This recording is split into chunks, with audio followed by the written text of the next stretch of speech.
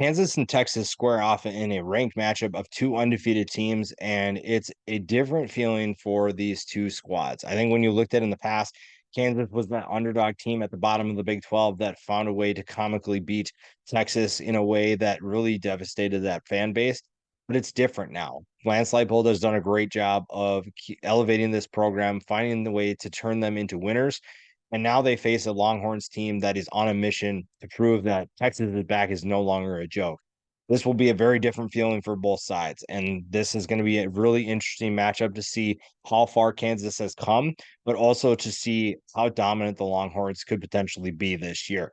I think the first thing for Kansas, Jalen Daniels has to play a huge role in this game. Yes, Texas knows exactly who Jalen Daniels is. They know that he is going to play a big role and they're going to try to take him away, but you have to find a way to feed him the football and get him involved. Jalen Daniels will be the reason that Kansas wins this game if they pull off the upset. And it's because he's so talented both as a passer and as a rusher. Now we've seen some inconsistent play from both sides of the football, but especially with Jalen Daniels, we've yet to see him play to his full potential. We've yet to see him play as confidently as he can. And he gets an opportunity to face a really good Texas defense. Texas continues to be disruptive up front. Their defensive line is really exciting. I think that their linebackers are really good. The secondary is decent, but I think that a group overall is going to test Jalen Daniels and find what he's truly made of and find a way to test this Kansas passing attack. I think if you're Texas, you have to also test Kansas secondary. I think both groups have really exciting wide receivers and really exciting passing attacks. Testing the secondary for both sides will be key, but for Texas specifically, the way you're going to open up this game is by attacking that secondary. The secondary is the heart of that defense, and if you're able to gash them for big plays, that might be a quick way to get Kansas disinterested in this game or to pull away quickly. I think that Kansas can put up points in a hurry, and Texas can do the same. But if Texas finds a way to keep throwing haymakers, and if Kansas can't respond, then you're looking at a game that swings in Texas' favor really early because Kansas is not afraid of Texas anymore. This used to be that Kansas was just a team that everybody walked over, but now they're playing with confidence. Lance Leipold has turned this program around, turned this mentality around for this team, and now they're expecting to win football games. And I believe that they expect to win this football game. I don't know if I necessarily believe that they can, but there are definitely things they can do to make that happen. Biggest thing is, can Kansas's offensive line handle the trenches? Life in the trenches will be difficult against Texas defensive line. This is a group in Texas that is extremely explosive. They have a lot of depth that can create a lot of problems for Kansas.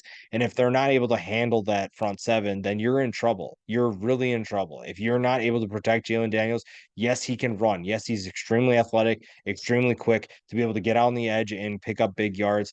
If it's scrambling, if it's designed runs, he can do that. But if you're requiring him to run all night long, then you're going to have a long game. Jalen Daniels will get tired, and eventually you're going to run out of plays because he's not going to be able to keep playing and doing everything on his own. And with the amount of talent that Kansas has at wide receiver, Texas's front seven plays a huge role in slowing down that offense because if Texas gets after Jalen Daniels and hits him a bunch, then Kansas offense will slow down. They'll give more possessions back to their offense, and Texas can take over from there. With Quinn Ewers and that passing attack, it's only a matter of time before they find a breakout play or a big explosive play. And if Kansas can prevent that as long as possible, that's good. And their offensive line plays a huge role in that.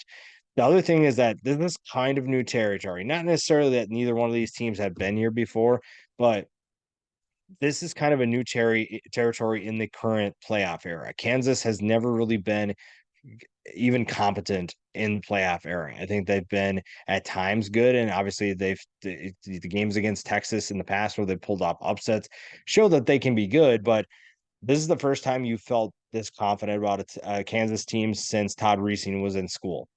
Jalen Daniels plays a huge role, like I said, but when you look at the amount of talent they have, Devin Neal in the backfield with him, Ty Shaw in the backfield, Grim, Arnold, Skinner, you have so many players that can make a big impact, but this is new territory for them. They're facing a 4-0 Texas team that is ranked and playing with a ton of confidence, but they are also undefeated, ranked, and playing with a ton of confidence.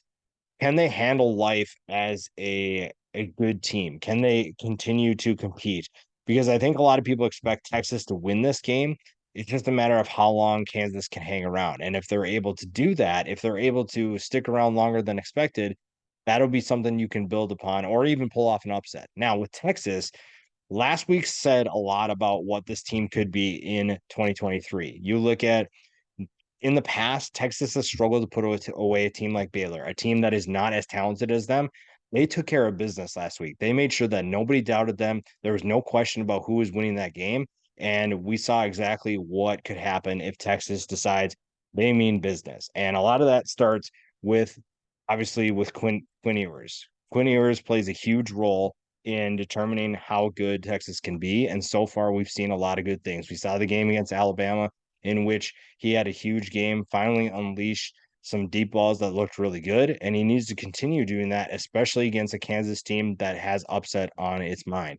And so far, he's having a good year. I think that the fact that he's in a Steve Sarkisian offense, and we've talked about this before, Sark really wants to be in a year in which he has a second year quarterback in his system. You've seen that in the past, his teams, his offenses have done better when the quarterback is returning for a second year. And if he's able to continue to build upon that success that Ewers has sustained so far this year and experience, then you're looking at a Texas team that will take care of business. And this game shouldn't be particularly close. Like I mentioned before, if you're able to get Jalen Daniels involved more and if you're able to get him the ball as much as possible or in favorable situations, then Kansas has a chance to really hang around in this game, whether that's as a passer or as a rusher. I think that's an element that helps Kansas offense a lot. His ability to run the football plays a huge role because if he can get going and create up a lot of huge explosive plays, whether that's as a passer or as a runner, but specifically running the ball, if he's able to pick up big yards with his legs, that creates a lot of issues for Texas. If they cannot contain him and he's running all over the field and creating a ton of big plays, Texas will get gassed. They'll get tired, and that's really going to favor Kansas to be able to keep in this game or put up a lot of points. And Jalen Daniels obviously plays a big role in that. The rushing attack, Daniel Hishaw and Devin Neal also play a big role. I think that they have been really good this year. They've made a number of big plays, and you need them to do that against Texas. It's going to be difficult and getting that passing attack to get up to speed as well will also be a tough situation, but they can do it. And I think that that plays a big role because if you can contain what you're not going to be able to contain Texas if you're Kansas. You're just simply not. You can only limit how many points they score. They're going to score, but it's a matter of how many. And Texas is really good at what they do. And Steve Sarkisian is one of the best play callers in college football. It's just a matter of what does your defense for Kansas do? And a guy like Kenny Logan plays a huge role. Kobe Bryant plays a huge role. You're looking at guys that can slow down this passing attack. And if you're able to do that, limit the explosive plays and create some of your own, then you're in this game. But when you look at this game, Texas is the team that is the better team, the more talented team. But we've seen weirder things happen in the past. But one of the things that we saw, especially last week, is it feels like this Texas team is different than the past. This is not a team that's messing around. This is a team that is actually a legitimate college football playoff and national championship contender. And for that reason alone, Texas will win this game. And it's just a matter of how exciting Kansas can make it.